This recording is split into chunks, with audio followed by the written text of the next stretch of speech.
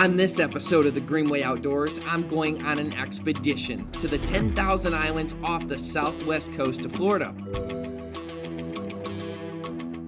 10,000 Islands is the name given to the chain of islands and mangrove islets that encompass the 10,000 Islands National Wildlife Refuge, which is home to roughly 200 species of fish and over 189 species of birds that use the refuge at some point during the year. Now, Native Americans had thrived here for thousands of years and left us with many clues on how they lived. This thing has been here 500 years, maybe less, maybe more. I dig up the past and walk on grounds that likely no more than a handful of men have in the last 100 years. Camping, fishing, and adventure. It doesn't get much better than this.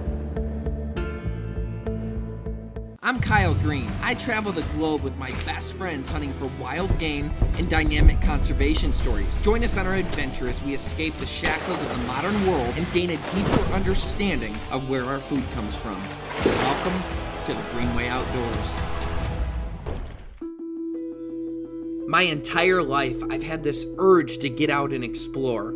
As a kid, I always loved watching those documentaries about famous explorers who went into uncharted territories, persevered through incredible journeys, and for the most part, found a way to survive.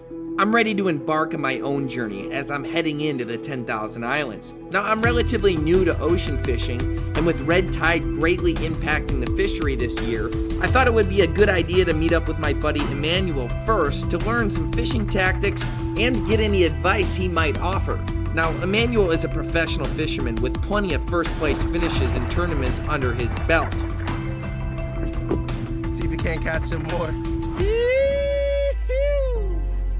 Given the fact that I am from Michigan and I have very little saltwater experience and I've decided to go down to 10,000 Islands, it's not like a survival thing, like I don't want to make it dramatic, but I'm going to be eating what I catch and kind of living off the land out there, especially if I get lost. So what piece of advice would you have for me as far as safety goes and then also as far as fishing goes? You want to pay attention to when high tide is and low tide is, because say for instance, you put the sea-doo on the beach at high tide. You're not paying attention, then low tide comes.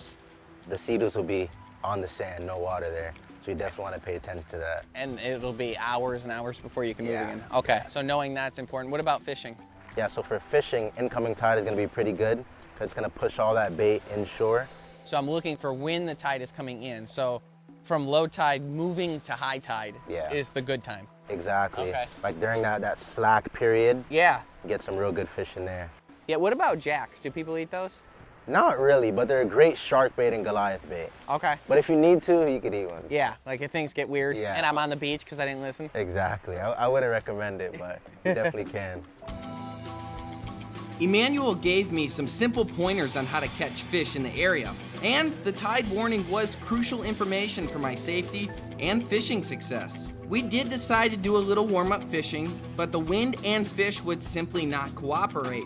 But I'll be honest, this got me wondering, is red tide gonna ruin this fishing trip?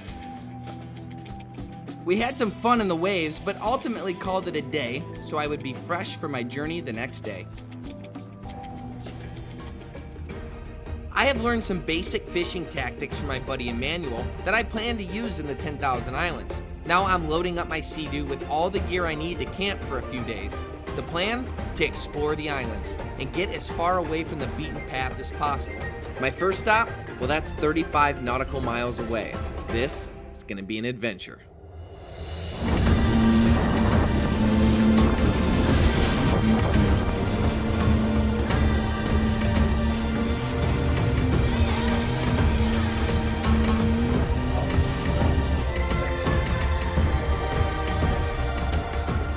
My intention on this trip was to spend the entire thing alone, secluded. But while whipping around the islands, I spotted a group of guys on Sea-Doos. So I decided I would go up and ask them for a couple possible fishing spots. But this guy, Avi, started giving me history lessons. And I was so intrigued that I followed him to this island he wanted to show me. Not too many animals. We can see raccoons in here, bobcats. This is actually bobcat dropping, and you can see a little bit of hair. And that's telling me is raccoons. Yeah. Avi was an absolute fountain of information, especially about how the Calusa Native Americans transformed these islands. Actually, the Calusa Indians used to harvest oysters all the way from down to Shark Valley and the 10,000 Islands, and went all the way up to San Abel and Captiva, which back then used to be the big city of the Calusa Indians. So let me get this straight. You've got an island, and the problem with it is because of how low it is, it's always flooding every time there's a hurricane or a high tide. So in order to keep this their home, they went and harvested a bunch of shells, piece by piece, and brought them. And you're telling me that these hills are made out of just one bucket at a time shells? One bucket at a time. This specific How long island, did that take? that specific island called Dismal Key, and this island alone took 550 years to build, and a tribe that's the lifespan was 35 years of age. Jeez. Imagine getting sold that bill of goods when you're like 10 years old. You're like, hey, your great, great, great, great grandkids, as long as, you know, that girl over there finds you attractive, Exactly. you know, you are going to be able to benefit from this. Yep. So they would just deal with the floods all the time. Deal with the floods. They used to harvest and muster this area.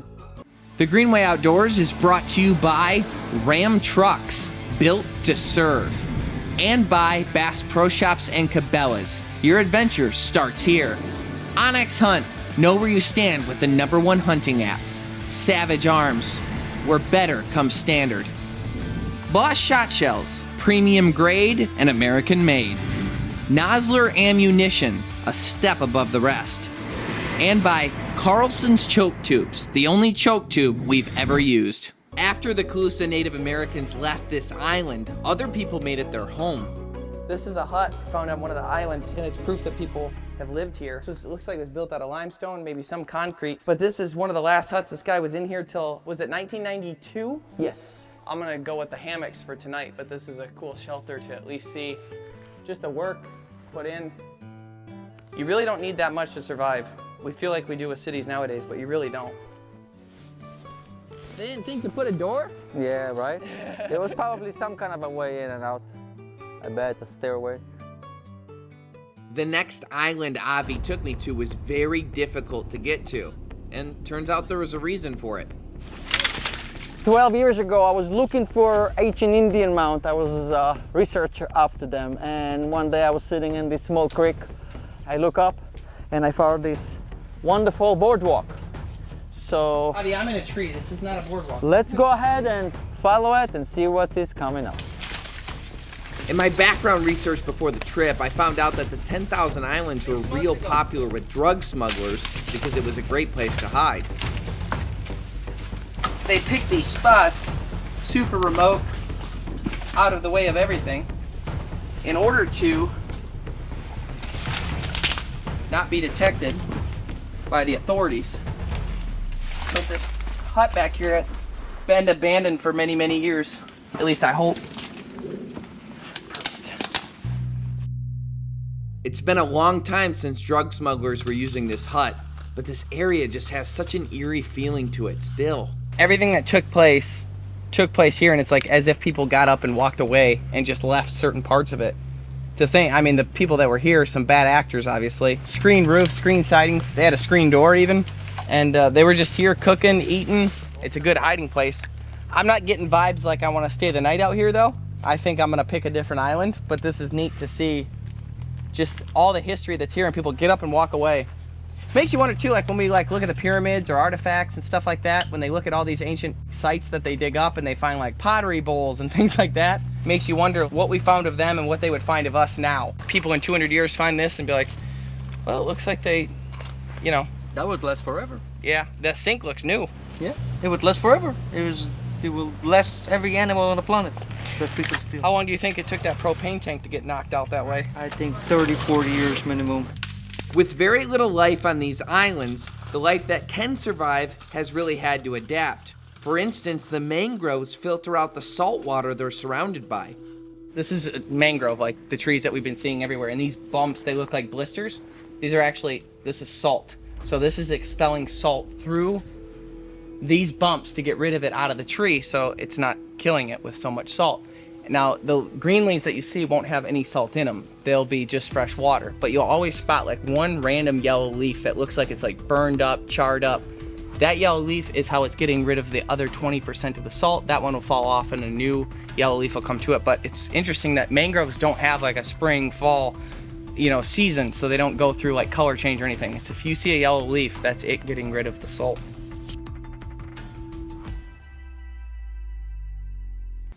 The Greenway Outdoors is brought to you by Ram Trucks, built to serve, and by Bass Pro Shops and Cabela's. Your adventure starts here.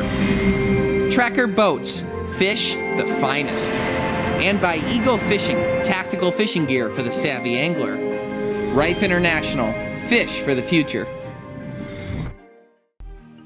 I am in the 10,000 Islands off the west coast of Florida. I've been exploring different islands and uncovering the past. It's getting late in the day, so I need to find my camp before dark. Avi told me about an island that a family called home for over 100 years, so I thought I'd check it out. I'm on one of the many islands in the 10,000 Islands, and I'm still looking for which island would be the best campsite. And I came to this one because it was built up by shells by the Native Americans. A family actually settled here. They made this one their home, and they had farm here and livestock, and I know that they're actually buried on this island. So I thought if I keep covering all these paths, which I'm kind of running out of space here, that I would find their burial grounds to kind of verify if the legend is real.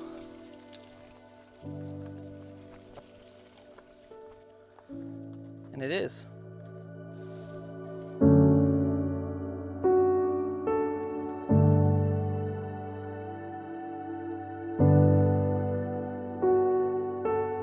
Now, the legend goes that panthers were actually coming and killing a bunch of their livestock, and the family eventually had to pack up and leave. You'd have to imagine it has got to be hard to survive in a climate in an island like this, but the love that they must have had for the island to want to be buried here and nowhere else. Think about all the things that were going on while they were on this island away from everything else.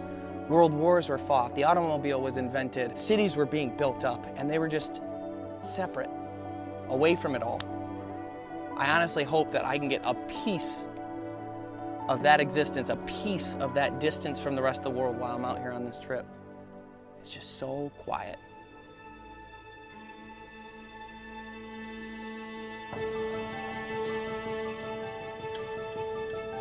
After seeing the island and verifying a family did live here up until about 60 years ago, the idea of camping on the island kind of feels like I was intruding in someone else's home. I decided to keep looking and find my own island.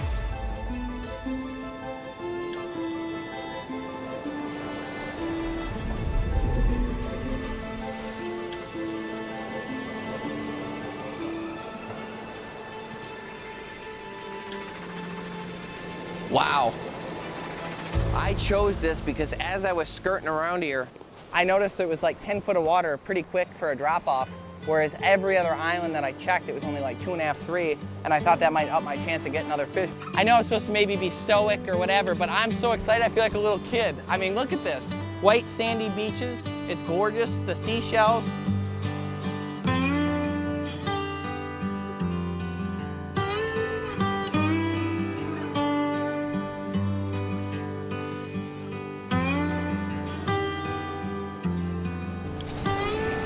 I'm just kind of digging out a little hole, trying to keep the fire confined, just using a shell.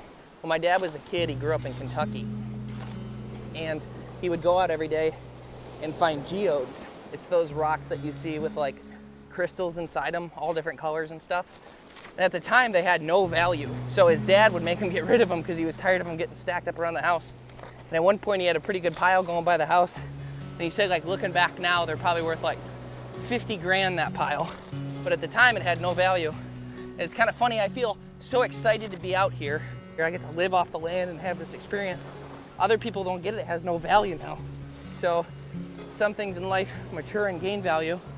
Some things in life don't have any value after time. It just depends who the buyer is. And I am sold on this. Cool. All right. This is a horseshoe crab molt. Now, a horseshoe crab is a species that actually has blue blood. It's super weird to look at, but the blue blood is super valuable. It's used in the medical industry. They harvest thousands and thousands of gallons of blood a year out of the horseshoe crabs. They take about 40% of the blood, and then they dump the horseshoe crabs back in the water. They really don't know how many live or die from it. Scientists believe that the females aren't reproducing after they give up that blood, and it's just a super stressful thing on them, so it's not good, and the species numbers are on the decline. but the value is so high because of what it does in the medical industry. They check to see if instruments and syringes and things like that are sterilized. So there's a compound in the blood that when you take it and put it on anything that has bacteria or anything like that on it, the compound in the blood will surround it and make like a jelly shell around the bacteria. It won't kill it, but it'll at least let them know it's there. They're currently working on a way to do that without needing to use the horseshoe crab blood, but so far, nature is the only way to do it.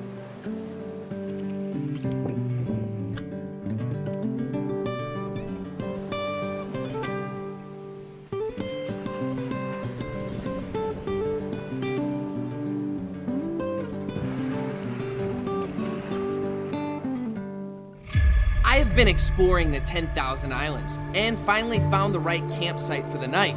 I cut up a dead catfish I found in the marina and casted it out as far as I could. I made some dinner over the fire while I waited for a bite. In my downtime, I got the opportunity to be a good Samaritan and flip over a real live horseshoe crab. They get flipped over on their back a lot, and if they can't get flipped back over, they'll die. It's mating season. I've seen a couple of them attached. He's coming to say thank you. When the bite finally came, whatever it was made off with my bait. I decided I'd better get some sleep. The next day, I would need all my energy to finally locate some fish.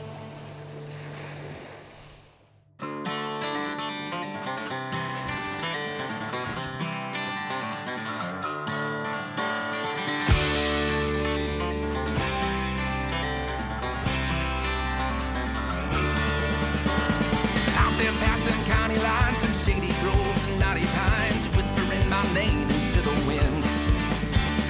I can hear them calling me, pulling at my memory, awakening my gypsy soul again. All right. I found a little bit of a deep hole here. I'm just jigging the jig off the bottom. Fish.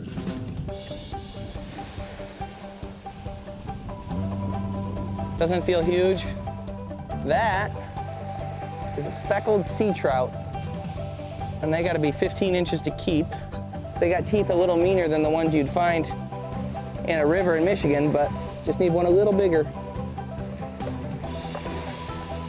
Cool.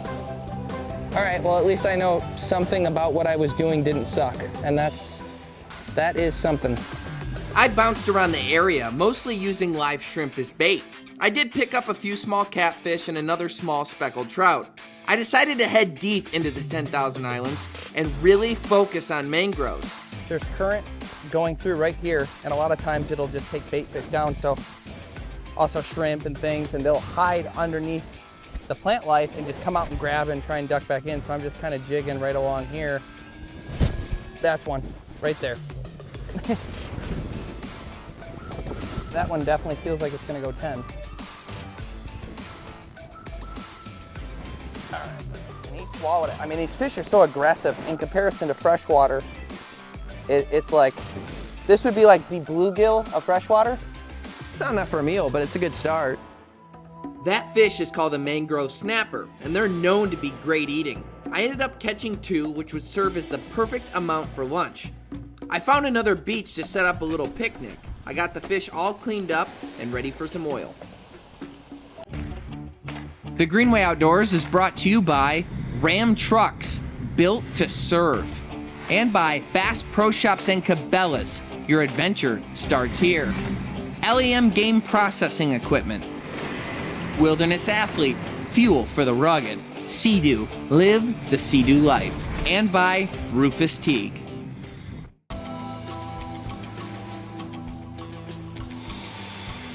I will say that I think me starting a fire is way easier than it was for the Native Americans, because I doubt they had butane torches.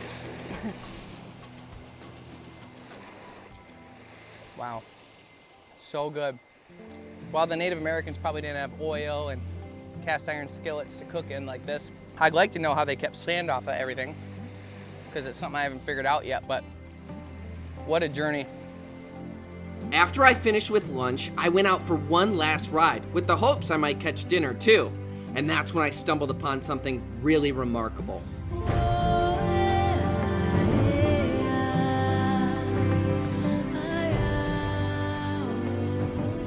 I was not around 500 years ago to be sure, but I believe this is a fish trap made by the Calusa Native Americans. This giant circle of shell sticks up out of the water and has a single opening. As the tide would rise, they would cast seashells that look like bait fish into the opening, so bigger fish would swim into the trap. Then once the tides receded, they would put a blocker in the opening so the fish couldn't escape. At this point, the fish would be easily harvested off the dry ground. On this expedition, I got to see remnants left by different cultures and people who called the 10,000 Islands home. It reminds me of a verse in the book of Romans that says, "Proof of God's existence can be clearly seen and understood in His creation." After all, I just can't believe all of this was created by accident.